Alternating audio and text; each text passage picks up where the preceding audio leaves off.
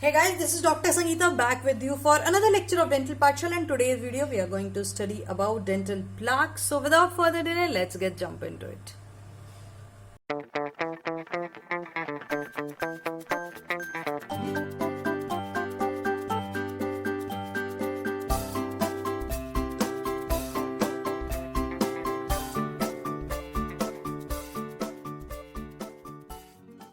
So before we get started, make sure you subscribe to our channel and click on the bell icon. That way you get a notification as soon as I release a video lecture. Now today's topic is the dental plaque, and since we are covering from Carranza, we are covering from Linde and some articles from here and there. So we will cover dental plaque into 4 parts because I feel you guys get lazy watching a whole big video, so we are going to cover it into break into small parts. So today's video we are going to cover the introduction to dental plaque, classification of the soft deposit. Now making a dental plaque is like making a kingdom, making a whole empire. So we are starting from the labor. So we will cover what are the soft deposits, how a plaque is formed, starting from the small up to the large scale, building a whole empire. We are going to talk in the dental plaque, and also we will cover the dental plaque classification, history of plaque, composition, what it contains, and the microscopic features in the today's part. So when the child, a human fetus, is sterile, and the colonization of the bacteria or any viruses takes place after the child takes birth. Now also it depends on the type of delivery a child has. Intravaginally it takes place while the process, and if the child had a delivery from C-section, now it takes infection from the hospital and the instrument or anything around him.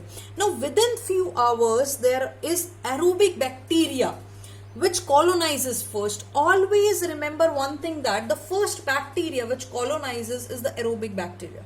Now since the aerobic bacteria has come first and it utilizes all the oxygen, so afterwards there is no oxygen left. This is the basic thing which we are going to study in plaque also. So the first bacteria which is going to colonize for the dental plaque in the mouth, that is always aerobic bacteria. And afterwards, because this aerobic bacteria eats up all the oxygen, it takes up all the oxygen, so there is no oxygen left, then the anaerobic bacteria start colonizing. So from the second day after the child's birth, or aerobic bacteria start housing, and within 2 weeks there is maturation of microbiota in the gut. And after weaning, when the child start consuming milk, there is 10 raised to power and 14 microorganism with 400 types of bacteria. So there are so many bacteria, and in fact you will be surprised to know that bacteria are 10 times more than the number of cells in the body. So the bacteria are not always bad. There are good guys also, bad guys also. Some bacteria are good for our health, some bacteria are bad for our health. And also they make a harmony between the cells and the bacteria. So if this harmony is imbalanced, there is shedding of the bacteria. But if we look at the teeth, so there is no shedding of the bacteria at the teeth surface, because the teeth is a hard surface, so it favors the bacteria, it accommodates the bacteria because there is no shedding of the surface for teeth. So there is formation of caries. This is the reason caries always develop in the teeth, not in the bone, not in anywhere else, because the bacteria start accumulating, piling up. It forms either the caries, or it forms gingivitis, periodontitis like disease. So surface on the bacteria is the dental plaque. When the bacteria starts living on the surface of the tooth, it is known as dental plaque. We will cover the definition also, don't worry about it right now. So 1 millimeter cube of the dental plaque, basically this dental plaque is microorganisms living on have started colonizing on the surface of the tooth. So these bacteria have come from so far, and they have started making their colonies on a place in the tooth, on the surface of the tooth. Either it can be on the surface of the tooth, or it can be inside the gingiva. So 1 millimeter cube of the plaque, which is weighing 1 microgram, contains 10 raised to power 11 bacteria, which was told by Sokransky in 1953. So now coming to the classification of soft deposit given by Schwartz in 1969. Now bacteria sticking to the surface of the tooth is not a simple process. This is our bacteria which is sticking on the surface of the tooth. Now it is like bacteria is all around inside the mouth, but it doesn't just come and stick to the surface of the tooth. So there is a whole process which is happening, which we will cover in the chapter dental plaque. That is the reason we are covering this chapter. Now acquired pellicle is something which is come immediately after we brush our teeth. After you brush your teeth vigorously, you brush your teeth hard, then immediately after you brush, within some nanoseconds, there is a formation occurring on the surface of the tooth. Now these are not bacteria. I'm not telling you this is the bacteria which is sticking on the surface of the tooth, because you will be telling me, ma'am, immediately after we brush our teeth, bacteria are coming and sticking up to the surface. No, these are something which are coming from the saliva, something which is coming from the bacteria. So this is basically are some carbs. These pellicle consist of, we will study about pellicle. So these are like carbs or protein. So these are forming and sticking. These are specific carbs and protein, not just carbs and proteins. So these are some specific carbs and protein which are coming from the process of adsorption. So these are coming from the saliva and they are sticking onto the surface of the tooth. So these are known as pellicle. Now pellicle are formed immediately after brushing, but for make it acquired pellicle, it takes 30 minutes to make the acquired pellicle. So within 30 minutes after brushing, an acquired pellicle is formed with the selective adsorption, and this is basically sticking on this. There is a layer which is sticking on the surface of the tooth, a layer of carbs, a layer of proteins, basically something which is helping the bacteria to hold on to the tooth. So this is our pellicle, which is the strongest bone, which is keeping the bacteria in touch with the tooth. Next, tooth debris is formed. Now food debris. Food debris is food, and debris is the remnant of the food. So there is some retained after we had our dinner, meal or anything. After that there is something debris, some remnant, some retained part of the food which is usually present and onto the surface, sticks onto the surface of the tooth. Now this food debris is usually removes the saliva, removes the food debris on its own. So the purpose of saliva is to flush out the food debris. So the saliva, it cleans up the tooth automatically. So cleans up all the, so in case of xerostomia, the food sticks onto the surface of the teeth. So saliva basically removes all the retained food surface which are on the surface of the teeth. Now the next one is our material alba. Material alba is the white soft deposit. If you feel, if you haven't brushed for like more than 12 hours, so there is a layer of soft deposit which start accumulating on the surface of the teeth. Now this layer of this soft white deposit, it can be removed with the help of water spray only. Not with the saliva, but you need some pressure spray so that you can remove this soft white deposit. And after 24 hours, dental plaque is formed. After 24 hours, after when the pellicle are formed, now the bacteria start coming and sticking up onto the surface of the tooth, and which is our bacteria. So this is the organized deposit which composed of the bacteria and the products of bacteria. Now talking about the definition of dental plaque, there are many definitions of dental plaque, but we are going to cover two definitions which are the most important, the WHO definition and the Carranza definition. So according to WHO, basically, this is the extracellular matrix, and usually if you see, when you look at the structure of the plaque, basically it contains almost 70% of the water with the bacteria.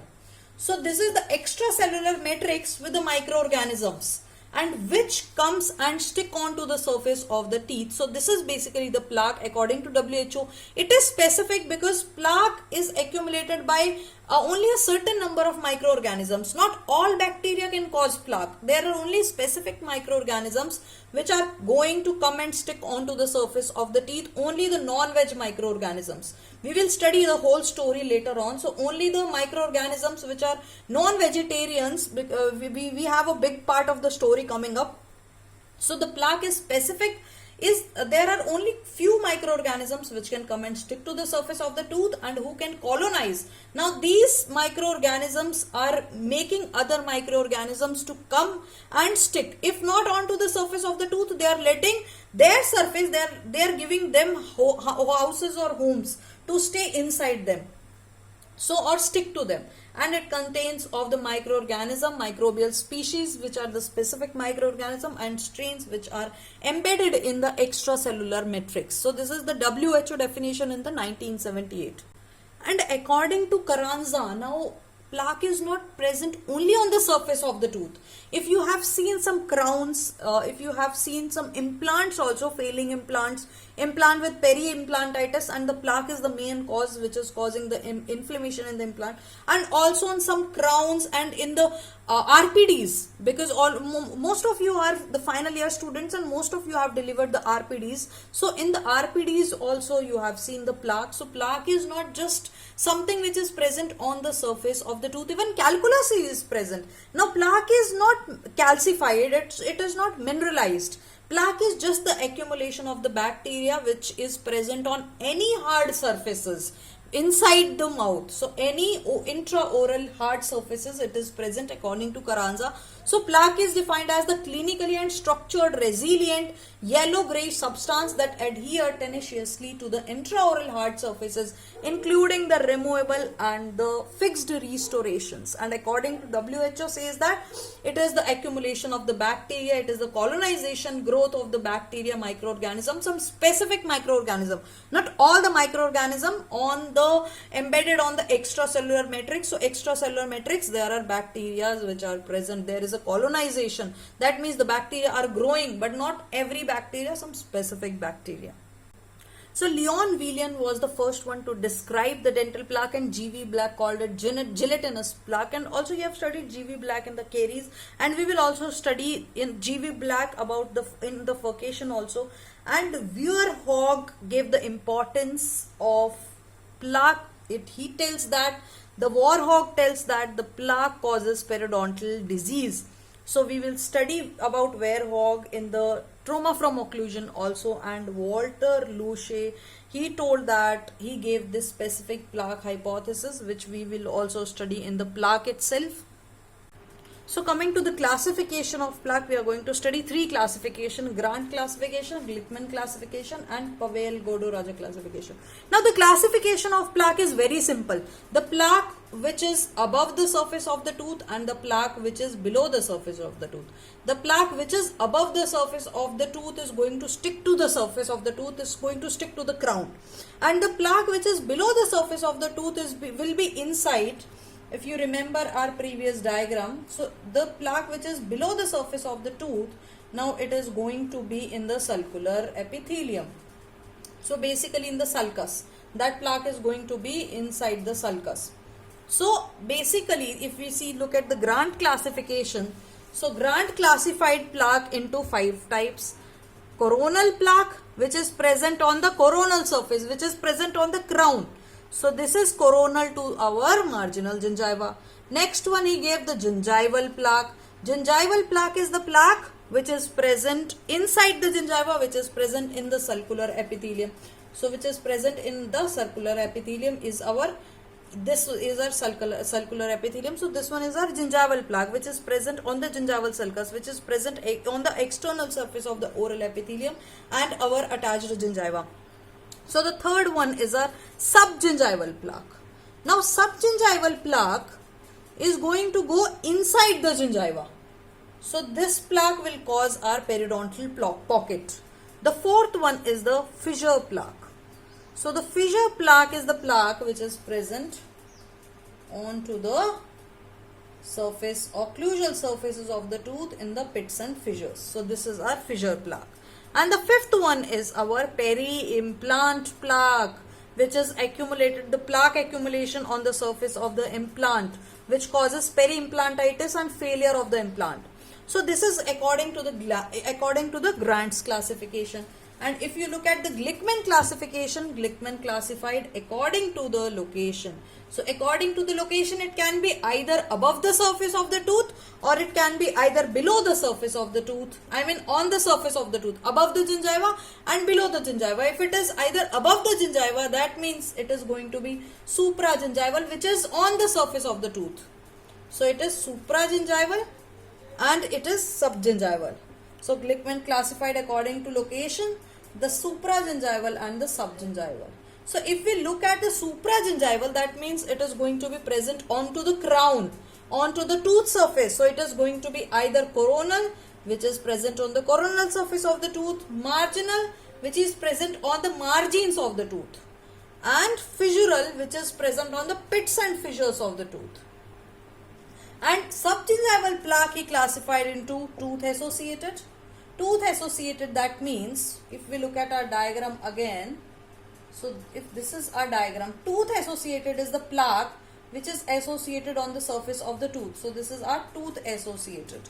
And unattached, next is tissue associated. Let's have a look at tissue associated. So tissue associated plaque is going to be the plaque which is going to go inside the sulcular epithelium, inside the tissue, inside the gingiva. So this one is the tissue associated. And also we have one more plaque which is neither associated to the tooth nor associated to the gingival tissues. So it is somewhere in between. So this one is our unattached plaque. Now this tooth associated plaque is the plaque which is associated with the surface of the tooth. So this plaque is always, as I have told you, always when the first time the bacteria which attacks is our gram-positive bacteria.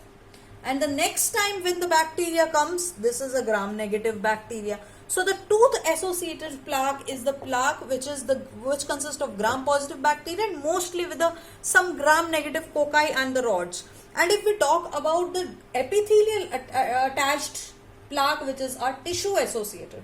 So tissue associated is the epithelial attached, which is attached to the epithelium lining, which is attached to the tissue surface, and this plaque is embedded into the epithelial surface. So we cannot remove this plaque. In case we want to remove this, we have to do the curettage. We have to remove this layer of the gingiva. We will study about the surgeries in gingiva. So this part where we have to remove this layer, this sulcular epithelium layer, in order to remove this epithelial attached plaque. So we have to do curettage or we have to do gingival surgery to remove this epithelium lining. This is the epithelial tissue associated or the epithelial associated plaque. This plaque is the gram-negative spirochetal plaque. We will study about bacteria, so don't worry about right now this. So this is about epithelial associated and the tooth associated. Now if you look at the tooth associated plaque, this is the gram negative, right? And this one, the epithelial associated is our gram. So the tooth associated is the gram positive and the tissue associated is our gram negative. Also the unattached plaque is also the gram negative plaque. Bacterias are the gram negative. So if we look at the tooth associated plaque, now there is a junctional epithelium which is present here. So let's just redraw this diagram once again. So if this is the structure, this is the,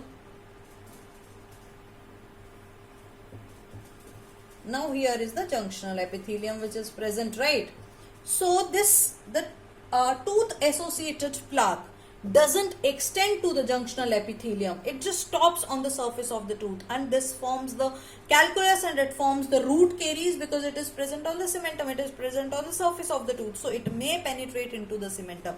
And if we look at the unattached plaque, which is neither associated with the tooth nor associated with the epithelium lining, so this is the gram negative also, and it can extend up to the junctional epithelium also. But this plaque is going to cause, see, this plaque is going to present in the gingival sulcus, so this is going to cause gingivitis. And the plaque which is associated with the epithelium, which has gone inside the epithelium, which is our epithelium attached plaque, or we can say tissue attached plaque. So this plaque has gone inside the epithelium tissues. Now this is the gram negative first of all, and second thing, gram negative filamentous. So this can extend into the junctional epithelium also, and this plaque is going to cause the periodontitis, the periodontal disease, and also the gingivitis. And this plaque can penetrate into the epithelium and it can go into the connective tissue also. So Pavel Godoroja, he didn't define the classification, he just redefined the classification. So he also gave supragingival as well as subgingival. So Pavel also gave supragingival and the subgingival. So supragingival he gave instead of the coronal, he gave the gingival 1/3.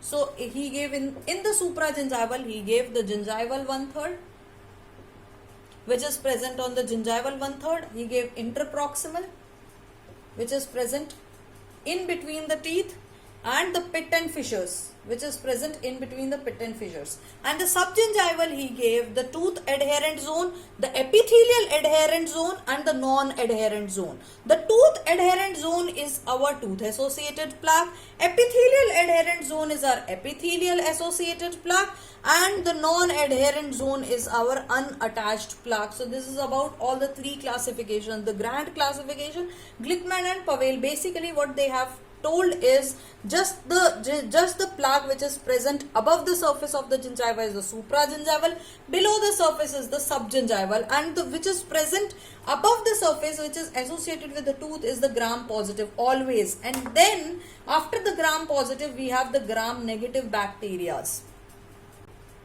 So the plaque composed of 20 to 30% of solid and 7 to 80% of the water. Now 7 to 80% we are going to study a lot in the plaque composition. 72 basically most of the component is water. Now if you remember there was an intracellular matrix, and in that intracellular matrix there are bacteria which are present, if you remember, in the WHO definition. So this is basically, this definition is the composition. So it is 7 to 80% of the water, and rest is the bacteria which are present on the plaque. So and out of the solid substance 70% are microorganism. So out of that 20%, 70% is the microorganism, and in the microorganism again 70% are bacteria. And non-bacteria contains the viruses, mycoplasm, and protozoa and yeast. And intercellular matrix which composed of 20 to 30%, rest of the 70, if you subtract 70 from the 100, it remains 20 to 30. So 20 to 30 the intracellular matrix contains organic and inorganic component. In the organic component we have mainly carbs and proteins, and also we have fats, but fats are only in 15% concentration, but mainly we have 30% carbs and 30% proteins. So this is the main composition. And inorganic component we have calcium, phosphorus, sodium, potassium, fluoride, and all that. So basically this intracellular matrix is a water flow channel. It is like an island. So this is like an island, and bacteria are floating into this island of water. So this intracellular matrix is basically formed from the adsorption from the saliva.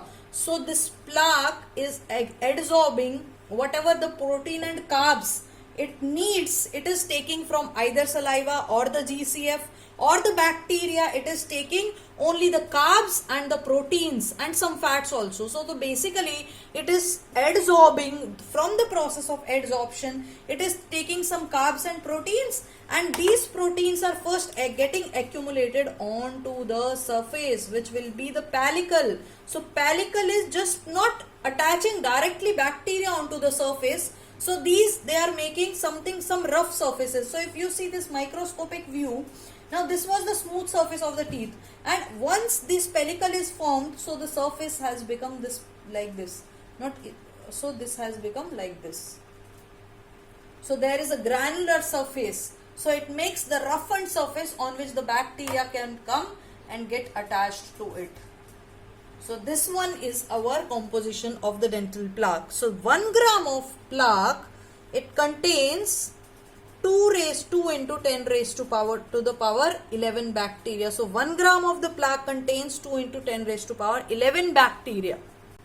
Now basically we have two kind of plaque, the supragingival and the subgingival, which is above the surface. Supra means above. So above the surfaces are supragingival, below the surface is the subgingival. The supragingival plaque is basically, it is stratified in some layers. So it is present in the layers. So which is present inside the tooth surface. So the plaque which is just associated, adjacent or next to the surface of the tooth is our gram positive, rods and cocci. And the away from the surface of the tooth, which is the outer one, is our gram negative. Is the gram negative. So gram negative filaments and basically spirochetes. So like how the positive attract first. So you can remember, as the positive things are attracted first, so the gram positive is attracted first. Like how positivity is attracted first. So the gram positive aerobic choroids and cocci, they attach to the gram negative, and then the spirochetes came. So there is a channel or the pores. The channel is formed which is linked to each other, and this is the plaque.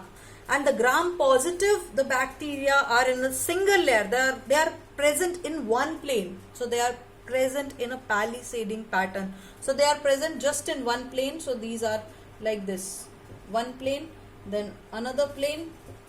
So they are present in a palisading pattern if we look at the supragingival plaque.